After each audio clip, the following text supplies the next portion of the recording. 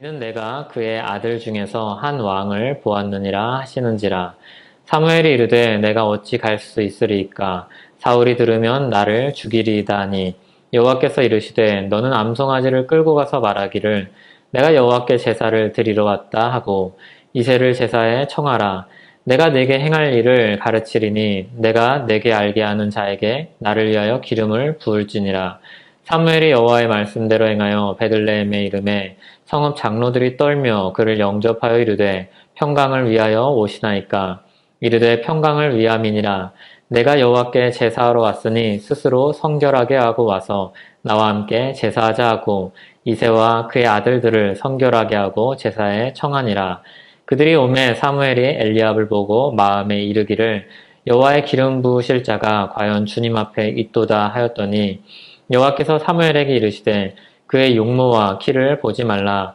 내가 이미 그를 버렸노라. 내가 보는 것은 사람과 같지 아니하니 사람은 외모를 보거니와 나 여호와는 중심을 보느니라 하시더라. 이새가 아비나답을 불러 사무엘 앞을 지나가게 하매 사무엘이 이르되 이도 여호와께서 택하지 아니하셨느니라 하니 이새가 산마로 지나가게 하매 사무엘이 이르되 이도 여호와께서 택하지 아니하셨느니라 하니라. 이새가 그의 아들 일곱을 다 사무엘 앞으로 지나가게 하나 사무엘이 이새에게 이르되 여호와께서 이들을 택하지 아니하셨느니라 하고 또 사무엘이 이새에게 이르되 내 아들들이 다 여기에 있느냐. 이새가 이르되 아직 막내가 남았는데 그는 양을 지키나이다. 사무엘이 이새에게 이르되 사람을 보내어 그를 데려오라. 그가 여기 오기까지는 우리가 식사자리에 앉지 아니하겠노라. 이에 사람을 보내어 그를 데려오매 그의 빛이 붉고 눈이 빼어나고 얼굴이 아름답더라. 여호와께서 이르시되 이가 그니 일어나 기름을 부으라 하시는지라. 사무엘이 기름 뿔 병을 가져다가 그의 형제 중에서 그에게 부었더니 이날 이후로 다윗이 여호와의 영에게 크게 감동되니라. 사무엘이 떠나서 라마로 가니라. 아멘. 이 저녁에도 주님의 은혜가 우리와 함께하기를 소원합니다. 오늘부터 다윗의 생애를 살펴보려고 합니다. 우리가 시편을 계속해서 살펴보았었는데 이 시편을 기록한 시편의 아주 대다수를 기록한 다윗의 생애를 보면서 그 시편의 저자의 생애를 읽으면서 이 시를 입체적으로 또 그 배경을 바탕으로 우리가 더 깊이 보려고 이제 다윗의 생애를 보려고 합니다. 어떤 사람의 우리가 말만 들으면 쉽게 오해를 할 수가 있죠.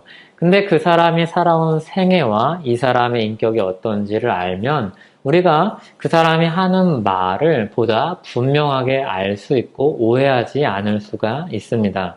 다윗의 생애를 안다는 것은 이 시편을 읽는 사람으로서 우리에게 그런 의미를 주죠. 다윗도 연약한 사람이었고 죄를 짓기도 하였고 다만 하나님의 부름을 받아서 쓰임받은 사람으로 우리에게 아주 동질감을 주고 또 우리의 삶과 아주 맞닿아 있는 부분을 발견할 수 있습니다.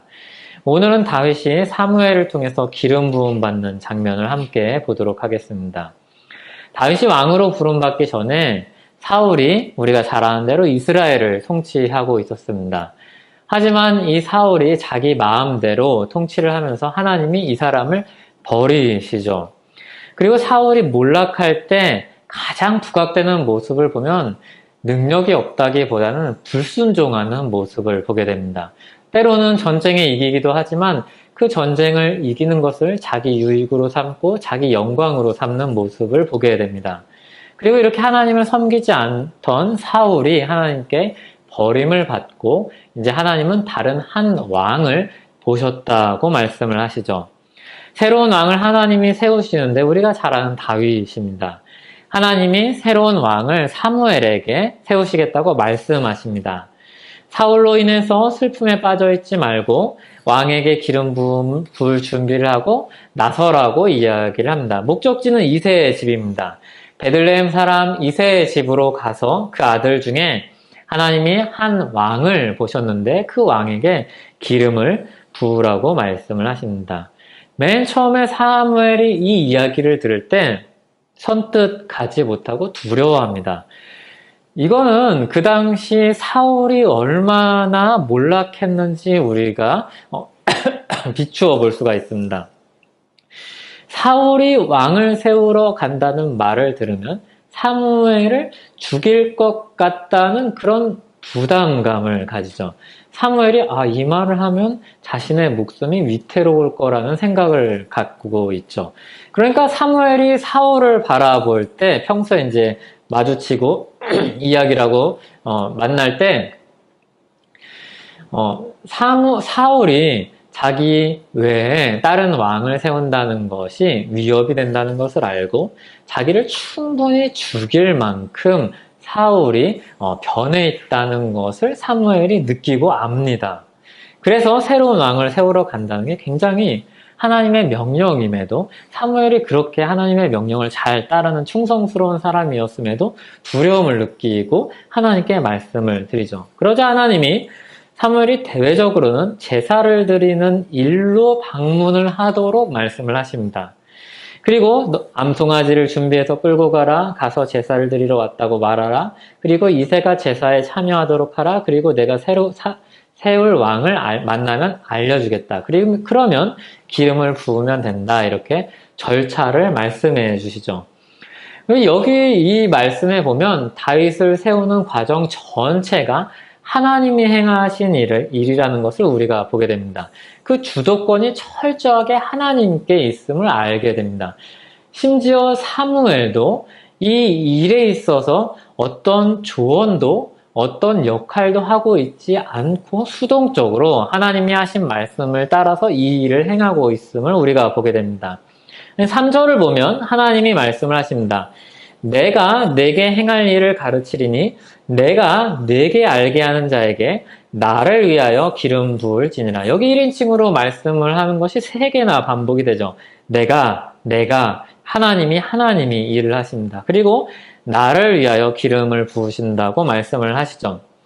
사무엘상 8장 5절에 보면 하나님이 사울을 부르시는 장면과 대조가 됩니다. 8장 5절에 보면 이스라엘 백성들이 우리를 위해서 왕을 세워달라고 하나님께 요구를 합니다. 그때 하나님이 8장 22절에 보면 하나님이 그들을 위하여 왕을 세우겠다고 말씀을 하십니다. 그래서 분명히 이 표현이 똑같은 표현을 사용을 하되 이 주체를 바꿔서 대조시켜서 이야기를 하고 있습니다. 이전에는 우리를 위하여 왕을 세워달라고 요청을 했고 그들을 위하여 하나님이 왕을 세우시는데 이제 하나님이 내가 이 다윗을 찾으시고 하나님을 위하여 기름을 부으십니다. 하나님을 위해서 하나님의 일을 위해서 하나님이 이 다윗을 쓰고 있습니다. 누가 하나님께 쓰임을 받습니까? 우리가 그런 쓰임받는 사람, 저 사람 하나님께 쓰임받는 사람이지 라고 이야기할 때 우리가 흔히 우리 눈에 보이는 것을 가지고 많이 이야기를 합니다. 저 정도면, 저 자리에 있으면, 저런 일을 하고 있기 때문에 하나님께서 쓰신다. 아니면 저 사람이 가지고 있는 배경을 두고서 하나님이 쓰시기에 합당하다라고 이야기를 합니다. 그런데 철저하게 성경은 그 최우선적으로 누구를 쓰시는가 할 때 하나님이 쓰실 사람을 쓰신다고 이야기합니다. 로마서 9장 21절은 말씀하죠. 토기장이가 진흙 한 덩이로 하나는 귀 있을 그릇을 만들 권한이 없느냐라고 이야기하시죠. 하나님이 쓰실 사람을 쓰십니다. 로마서 9장 21절처럼 하나님이 토기장이로서 쓰실 사람을 쓰시죠. 하나님의 일을 하는 데 있어서 철저하게 인사권이 하나님께 있습니다. 우리 이 사실을 가슴 깊이 새겨야 합니다. 우리 자신을 볼 때도 그렇고 타인을 볼 때도 그렇습니다. 이게 근데 사실 쉽지 않죠. 우리 마음에 흡족한 사람이 늘 우리 앞에 서지 않기 때문입니다. 그래서 우리 앞에 있는 사람들을 보고 하나님이 저 사람을 왜 세우셨을까? 실수하신 거 아닌가? 저 사람은 하나님의 뜻과 무관하게 저 자리에 있는 것이 아닌가 하는 그런 생각이 들 때가 참 많이 있습니다. 교회 안에서건 교회 밖에서건 우리 마음엔 늘 그런 생각들이 나옵니다. 그런데 그런 마음으로 그런 사람들을 보게 되면 그게 굉장히 이제 부각돼서 보이죠. 거기에 안 좋은 단점들이 다 덕지덕지 붙어서 더 안 좋아 보입니다. 하지만 하나님이 쓰실 사람을 쓰십니다. 이것이 굉장히 우리가 성경을 통해서 세워야 될 그런 생각입니다. 하나님이 다윗을 부르십니다. 왕의 직분을 맡기기 위해서 부르십니다. 굉장히 특별한 직분을 맡기기 위해서 부르시는 것이죠. 그런데 우리가 한편으로는 우리가 타인을 바라볼 때도 이런 기준을 생각해야 된다고 했지만 우리 자신을 볼 때도 이런 하나님이 쓰실 사람을 쓰신다는 것을 생각해야 된다고 했습니다. 그런데 우리의 부르심은 그러면 특별하지 않습니까? 이런 질문을 드리고 싶습니다. 하나님이 우리를 부르시는 부름이 별로 특별하지 않게 느껴지십니까? 물론 사역적인 측면에서 역할이 다 다를 것입니다. 하지만 모든 신자의 부르심은 특별합니다. 왜냐하면 이스라엘의 왕이신 하나님이 다윗을 부르신 것처럼 온 세상의 왕이신 하나님이 우리를 부르시기 때문입니다. 불러세우시는 분이 하나님이시기 때문에 우리를 부르시는 그 부르심은 누구든지 특별합니다. 다만 토기장이가 용도에 맞게 어디서는 밥그릇, 어디서는 국그릇, 누구에게는 젓가락, 누구에게는 숟가락으로 쓰시는 것이죠. 하지만 그것으로 족하지 않습니까? 하나님이 부르셨다는 그것으로 족하지 않습니까? 그것으로 충분하지 않습니까? 그게 특별하지 않습니까? 누가 불렀냐가 특별하지 않습니까? 내게 맡기신 자리와 그리고 그 직분이 특별한 것이 아니라 나를 부르신 분이 특별하기 때문에 이 부름이 특별한 것입니다. 그래서 이 직분과 부르심, 내가 있는 자리, 나의 인생을 특별하게 여기는 그런 마음이, 그런 생각이야말로 하나님의 주권을 인정하고 순응하고 순종하는 사람의 자세입니다. 오히려 우리가 똑똑한 지성을 가지고 있는 사람들이 또 신앙을 오랫동안 가지고 있던 사람들이 이런 오류에 많이 빠지죠. 특별한 부르심이 특별한 사람에게 국한된 것처럼 여깁니다. 그리고 나를 특별하게 여기지 않습니다. 하지만 우리는 다 특별하게 하나님께 부름을 받았습니다. 그리고 우리를 부르신 그 자리와 우리를 부르신 그 인생이 특별하다는 것을 수긍하고 인정하고 그 안에서 애를 쓰는 삶이 우리가 하나님의 주권을 인정하는 태도입니다. 사람들이 어떤 큰 일을 하는 것을 보고 저 사람 정말 특별하게 부르심을 받았네. 여기서 그 특별하다는 말 안에 어떤 우월함이라든지 아니면 그 사람을 하나님이 좀 따로 나와 구별해서 좀 드높이게 쓰신다는 특별한 그런 세상이 말하는 특별함으로 그 사람을 바라본다면 우리는 하나님의 주권에서 어쩌면 조금 멀어져 있는지 모릅니다. 그것을 역할의 구분이 아니라 높낮이로 나보다 더 나은 것으로 구분을 한다면 우리는 하나님의 주권에 대한 이해를 좀 달리하고 있는지도 모릅니다. 하나님은 하나님이 쓰실 자를 주권적으로 쓰십니다. 그리고 그 주권이 때로는 나에게 주어진 하나님의 그 주권이 하나님이 나를 부르신 그 인사권이 때로는 내 마음에 세상적으로 만족스럽지 않을 수도 있다는 것입니다. 하지만 그것을 우리가 정말로 하나님의 주권을 받아들이는 사람이라면 그 하나님의 주권에 순응해서 내가 있는 자리에서 애쓰고 성실하게 사는 것이 우리에게 맡겨진 책임입니다. 우리는 우리의 자리를 하나님 앞에서 불평하면서 바꿔달라는 것이 아니라 하나님께서 주신 자리에서 성실하게 따를 책임이 필요합니다. 그래서 나는 하나님의 특별한 부르심을 받지 않았다고 단언하지 마십시오. 진정한 왕이신 하나님이 부르신 모든 사람이 특별합니다. 하나님이 쓰임에 맞게 부르셨고 그리고 세우셨습니다. 우린 그 부름을 받은 사람입니다. 베드로전서에 보면 모든 신자가 왕같은 제사장이요 거룩한 나라라고 합니다. 그런데 왕같은 제사장과 거룩한 나라라는 이름의 특별함이 없지 않습니다. 얼마나 특별한가요? 세상을 향해서 하나님의 영광을 나타내고 하나님의 이름을 드높이는 사람으로 부름을 받았으니 얼마나 특별합니까? 그런데 그 부르심이 특별하지 않다고 말하는 것은 굉장히 비신앙적인 태도입니다. 그래서 우리 안에 그것을 자꾸 밀어내야 합니다. 높은 자리 많은 것을 가지고 대단하게 큰 일에 쓰임을 받는다고 특별한 것이 아니라 하나님의 부르심이 특별하다는 사실이 우리 마음속에 깊이 박혀야 합니다. 거기에서 구체적으로 맡겨진 일이 다른 것입니다. 그래서 모두가 특별합니다. 우리 한 사람 한 사람이 개성이 있어서 특별한 게 아니라 우리가 한 인격체로서 특별하다는 이야기가 아니라 여기서는 하나님의 일로 쓰임을 받는데 그 부르심이 특별하다는 것입니다. 우리는 특별하게 부름을 받았습니다. 하찮은 부르심이 없습니다. 그래서 종교개혁이 일어났을 때 많은 신자들이 그 자리에서 성실하게 일했고, 그리고 많은 신자들이 그 종교개혁의 빛 아래서, 종교개혁의 빛 아래서라는 것은 말씀의 빛 아래서 자기 자신의 삶을 돌아보고 성실하게 일하고, 그리고 그 가운데 성공한 사람들이 있었습니다. 부지런히 일해서 그 자리에서 인정함을 받고 열매를 맺는 사람들이 있었습니다. 우리나라 안에 기독교가 들어왔을 때 많은 신자들이 부지런했고, 그리고 그 부지런한 사람들을 사람들이 인정했고, 그 사람들 가운데 자리를 잘 잡은 사람들이 있었습니다. 우리가 그런 부름을 받고 있습니다. 다윗의 부름과 우리의 부름은 특별하게 크게 차이가 없습니다. 주님의 일에 부름을 받는 사람들이 바로 우리 신자입니다. 그리고 사무엘이 4절에 보면 말씀대로 행합니다. 사무엘이 베들레헴에 이릅니다. 그러자 성읍 장로들이 두려워합니다. 성읍 장로들은 누구를 의식하고 있는가 하면 사울을 의식하고 있습니다. 왜냐하면 사무엘도 의식했습니다. 사무엘이 부름을 받을 때 하나님이 왕을 세우러 기름 뿔병을 가지고 가라고 할 때 그러면 사울이 저를 죽일 겁니다 라고 했습니다. 성읍의 장로들도 사무엘이 특별한 사람이 이 베들레헴에 들어왔을 때 걱정을 합니다. 평안한 일로 오셨습니까? 이렇게 묻죠. 그러니까 사무엘은 대답을 합니다.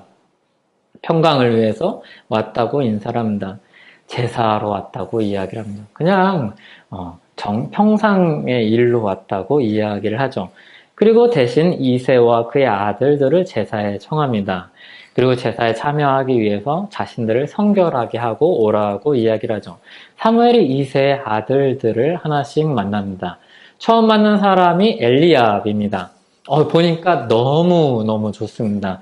그래서 이야기를 하죠. 이 사람 왕이라는 느낌이 확 옵니다. 마음속으로 여호와의 기름 부으실 자가 과연 주님 앞에 있도다 생각을 합니다. 그때 하나님이 이렇게 말씀하시죠. 7절입니다. 여호와께서 사무엘에게 이르시되 그의 용모와 키를 보지 말라.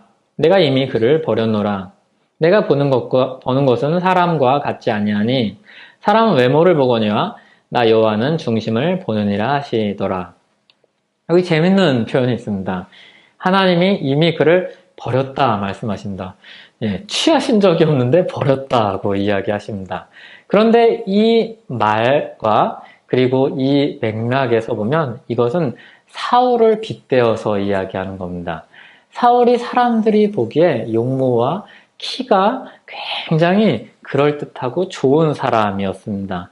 그런데 사울을 이미 버렸는데 그런 사람의 기준으로 판단을 해서 세운 사울 왕을 버렸는데 다시 사무엘이 사람의 기준으로 엘리압을 보고 만족스럽게 여기니까 그런 기준을 버렸다는 겁니다. 엘리압을 버렸다는 게 아니라 그런 기준을 이미 버렸다는 것이죠. 사람들이 사울의 외모를 보고 기뻐했습니다. 그리고 자신들의 바람을 가지고 저 사람이라면 우리의 왕으로 합당하다. 우리를 위하여서 왕을 세워달라고 할 때 그들을 위하여서 왕을 세워주셨습니다. 그런데 이제 이미 버린 사울과 같은 사람, 실패한 이 왕을 다시 세우지 않으시겠다는 겁니다. 그런데 좀 아이러니죠. 그렇게 충성스러운 사무엘도 다시 그런 사람의 판단을 가지고 이 엘리압을 보고 있습니다. 그런데 하나님은 이 외모를 보지 않고 중심을 봅니다. 물론 여기서 우리가 한 가지 오해를 벗어버려야 합니다. 여기에 다윗의 외모가 못났다는 오해를 주는 말이 이런 7절의 말씀입니다. 하지만 다윗의 용모는 바로 뒤에서 나오는 것처럼 굉장히 빼어났습니다. 그리고 사람이 보기에 부족하지도 않았습니다. 결격 사유가 있지 않았습니다. 다윗은 사울의 군복을 시험 삼아 입어볼 정도로 건장했습니다.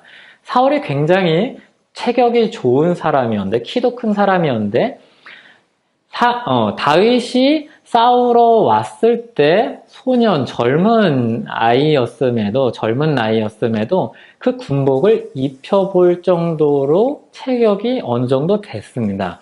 사울도 그렇고 곁에 있는 사람도 그렇고 그런 정상적인 생각을 하는 사람들이 아니기 때문에 이 갑옷을 입힐 때는 어느 정도 그 갑옷의 기능을 하기 때문에 입혀봤던 것입니다. 그런데 그게 익숙하지 않아서 벗었다고 성경은 기록을 합니다. 또 다윗은 사자와 곰과 싸워서 이길 정도로 용맹했습니다. 그래서 이 다윗을 보면은 굉장히 괜찮은 사람이었죠. 그래서 용모와 키를 보지 말라는 말씀은 겉모습으로 판단하려는 그런 판단을 벗어버리라는 겁니다. 그런 편견, 인간의 어리석음을 지적하는 말입니다. 하나님은 사울처럼 그를 버렸다고 말씀을 하십니다. 엘리압은 외모로 잘못된 판단을 했던 사람들의 생각을 뒤집는 아주 대표격으로 나오는 사람입니다. 그래서 그 뒤에 있는 사람들은 간단하게 표현이 되죠. 말하자면 그 뒤에 있는 다윗의 나머지 형들은 기타 등등 이렇게 기록이 됩니다. 아비나답도 택하지 아니하신다. 좀 표현이 바뀌었죠. 버렸다고 이야기하지 않죠. 삼마도 택하지 않습니다. 7 아들 모두를 택하지 않습니다. 사무엘이 이새에게 이야기합니다. 이게 아들 전부냐? 이새가 대답합니다. 아니요, 하나 남았습니다. 그는 양을 지키고 있습니다. 사무엘이 말합니다. 그를 데려오라. 이새가 사람을 보냅니다. 다윗이 그리고 드디어 등장을 하죠. 12절에서 보면 다윗의 외모가 굉장히 아름답습니다. 그의 빛이 붉고 눈이 빼어나고 얼굴이 아름답더라. 보통 머리가 붉다고 이해를 합니다. 머리가 붉고 그리고 눈빛이 굉장히 살아있고 그리고 얼굴이 밝습니다. 사람들이 누가 봐도 굉장히 호감형이고 이 사람 괜찮다는 그런 마음을 주는 잘생긴 사람입니다. 하나님이 말씀하신다. 그 사람이다. 일어나라. 그에게 기름을 부으라고 말씀을 하십니다. 사무엘이 뿔병에 가지고 온 기름을 이제 다윗에게 붓습니다. 그러자 다윗이 여호와의 영에게 크게 감동이 됩니다. 여기 감동이 되었다는 이 표현은 어떤 뜻을 가지고 있냐면 돌진한다, 강하게 온다 이런 직역하면 이런 말입니다. 그래서 그런 의미에서 영향을 받는다는 것으로 확장이 됩니다. 그런데 이제 강하게 돌진한다 했으니까 이 영향이 그냥 작은 영향이 아니라 굉장히 강력한 영향력입니다. 그러니까 성령이 굉장히 강력하게 임재해서 다윗에게서 아주 강력한 여호와의 능력이 나타나는 것입니다. 하나님이 그를 택하십니다. 주권적으로 택하십니다. 그리고 이 사람을 쓰시기 위해서 하나님이 합당한 능력을 주십니다. 하나님이 이스라엘의 왕을 정하시고 부르십니다. 그리고 왕으로서 필요한 능력을 이 사람에게 주십니다. 16장 1절에서 13절은 하나님이 왕을 주권적으로 택하시고 하나님이 그에게 합당한 능력을 주신다는 것을 보여주고 있습니다. 사람이 아니라 철저히 하나님이 이 일을 하신다는 것을 보여주고 있습니다. 하나님이 하나님의 권위 아래서 다윗을 부르십니다. 그리고 하나님이 하나님의 능력으로 이 사람을 옷 입히십니다. 그래서 여호와 영에 크게 감동된 이 다윗이 능력을 발휘하죠. 그 능력을 발휘하는 내용이 이제 사무엘상 16장 뒷부분에 계속해서 나옵니다. 그 능력이 아주 탁월하죠. 그 능력이 아주 탁월한데 그 탁월한 능력에 대해서는 이제 다음 주부터 이야기를 할 겁니다. 오늘 말씀을 통해서 우리가 살펴보아야 될 교훈은 따로 있습니다. 그 능력의 어떠함이 아니라 이 능력을 주시는 분이 누구이며 이 사람을 세우시는 분이 누구이냐는 것입니다. 하나님이 쓰실 사람을 택하여서 부르십니다. 그리고 하나님이 쓰실 사람에게 하나님의 능력을 부어주십니다. 주도권이 하나님께 있습니다. 모든 신자가 쓰임새에 따라서 부름받고 있다는 사실을 이야기했습니다. 또 하나님이 그 사람들에게 당연히 그냥 밀어놓고 그냥 버텨라고 이야기하지 않고 대충 이겨내라고 이야기하지 않고 그냥 거기서 알아서 생존하라고 이야기하지 않고 능력도 주십니다. 아무런 준비 없이 우리를 난처한 자리로 이끄시지 않습니다. 이미 다윗의 삶도 목자로서 살던 그 삶을 통해서 그 뒤에서 이 목자로서의 삶을 따라서 능력을 발휘하게 하셨습니다. 양을 치던 목자, 양을 지키던 목자, 그리고 그 용맹스러움을 그대로 쓰셨죠. 왕으로서 걸맞는 능력을 행할 수 있도록 여호와의 영이 함께하고 능력을 주십니다. 사울 앞에서 다윗이 수금을 탑니다. 그때 갑자기 여호와의 영이 임해서 악기를 다룰 줄 알게 된 게 아닙니다. 이미 악기를 다룰 줄 아는 다윗의 인생이 있었고 하나님이 준비시키신 인생이 있었고 그 악기를 통해서 음악을 연주할 때 사울의 악령이 떠나가는 하나님의 역사가 있었던 것이죠. 골리앗과 싸울 때 하나님이 평소에 쓰는 물맷돌을 사용하시죠. 그런데 하나님이 그 물맷돌을 던질 때 하나님의 능력으로 한 방에 골리앗을 무너뜨리십니다. 그래서 우리가 이런 균형을 가진 생각을 가지고 우리의 삶을 보아야 합니다. 우리의 지난 삶들은 버릴 삶이 아니라 하나님이 준비한 삶입니다. 그리고 그것들을 다 이렇게 잘 합력해서 하나님이 사용을 하시죠.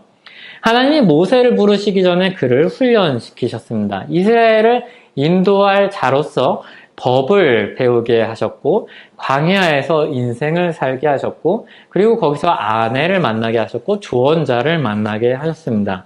그리고 그를 택하여 이스라엘 앞에 세우실 때 하나님의 능력으로 부어주셨습니다. 바로의 앞에서 하나님의 말씀을 전할 수 있도록 하셨고 바로의 앞에서 기적을 행하게 하셨고 그를 통해서 이스라엘 백성들이 홍해를 건너게 하셨습니다. 하나님이 쓰실 사람을 부르시고 합당한 능력을 주십니다. 물론 다윗에게 기름을 부으시고 바로 왕이 된 것이 아니라 굉장히 그런 기다림의 기간이 있었죠. 시간 차이가 있었죠. 그런데 이거는 다윗만 그런 것이 아니라 아브라함도 그랬고 모세도 그랬고 베드로도 그랬고 안드레도 그랬습니다. 성경에 있는 대부분의 사람은 부름받아서 즉각적으로 쓰이지 않고 대부분의 우리가 기억하고 있는 저 사람은 성경에 정말 믿음의 사람이다 싶은 사람들은 그 기다림의 시간들, 하나님의 연단의 시간들, 하나님의 준비의 시간들이 꼭 있었던 것을 우리가 발견하게 됩니다. 예수 그리스도 안에서 부름받은 사람도 이와 같죠. 주님이 복음으로 부르시고 그분의 자녀요 백성으로 삼으십니다. 주님이 각 사람에게 주신 달란트를 따라서 또 주님의 뜻을 따라서 쓰십니다. 그런데 그 쓰시는 기간과 하나님이 부르신 시간 사이에 차이가 있습니다. 그 시간 차이가 어떤 사람들은 좀 짧은 것이고 어떤 사람은 좀 긴 것입니다. 그리고 그 사이에 좋은 시간도 있고 그리고 나쁜 시간도 있는 겁니다. 그런데 시간이 지나면 다 쓰임새를 따라서 쓰임을 받고 부름을 받고 그리고 그것을 본인과 그리고 주변에 있는 사람들이 깨닫습니다. 하나님이 우리를 구원의 약속으로 부르시고 그 안에서 소명을 주십니다. 그리고 그 종종 소명 안에는 아픔이 있고 고난이 있습니다. 디모데후서 1장 8절에 보면 하나님의 능력을 따라 복음과 함께 고난을 받으라고 말씀을 하십니다. 그리고 9절에 보면 하나님이 우리를 구원하사 거룩하신 소명으로 부르심은 우리의 행위대로 하심이 아니요 오직 자기의 뜻과 영원전부터 그리스도 예수 안에서 우리에게 주신 은혜대로 하심이라 말씀하십니다. 하나님이 하나님의 일을 위해서 우리를 부르십니다. 그리고 우리를 쓰십니다. 하나님이 쓰실 때 그리고 우리에게 능력을 주시죠. 그런데 하나님이 쓰시는 모든 신자에게 주어진 일은 무엇입니까? 그것은 복음을 전하는 일입니다.